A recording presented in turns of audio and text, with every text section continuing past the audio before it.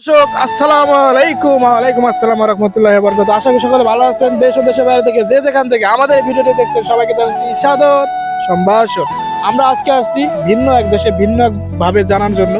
মানুষের তো চিন্তাধারার কোনো অভাব নাই। তো এখানে আমরা তিনজন ভদ্রলোক আছে, তাদেরকে আমরা জিজ্ঞেস করবো তাদের যদি বাংলাদেশের কোনো একটা বড় মাপের জায়গায় বসানো হয় তাহলে তারা কি বা কি করবেন সেই বিষয়ে আপনাদের জানাবো। তো আমাদের সঙ্গেই থাকুন। তো ভাই লোক চলেন জানা যাক, দেখা যাক তারা কি বলে। প্রথমে আমরা একটু তার নাম জানি। আসসালামু আলাইকুম ভাই। ওয়ালাইকুম আসসালাম ভাই। আপনার নাম কি? আমার নাম মাসুদ ভাই, দেশের বাড়ি কোথায় আপনার? বরিশালে। আপনি যদি দেশের প্রধানমন্ত্রী হন তাহলে আপনি প্রথমে বাংলাদেশে কি পরিবর্তন করবেন? ভাই সবার আগে গার্মেন্টস সেক্টর বন্ধ করে দিই। ওয়া কেন? ভাই এই গার্মেন্টস এর কারণে ঘুমানো যায় না, কিছু করা যায় না। কেন আপনার বউ কি গার্মেন্টস করে নাকি? না ভাই। তাহলে আপনি বিয়ে করছেন? জি ভাই। তো চলুন পরবর্তী জনকে আমরা প্রশ্ন করি। ভাই আপনার দেশের বাড়ি কোথায়? বগুড়া। আপনি যদি বাংলাদেশ সরকার বানানো হয় তাহলে আপনি বাংলাদেশে প্রথমে কোন কোন দিক দিয়ে উন্নত করবেন আগে? আমি সর্বপ্রথম এইটাই করব, প্রবাসীদের সব বাংলাদেশে নিয়ে আসবো।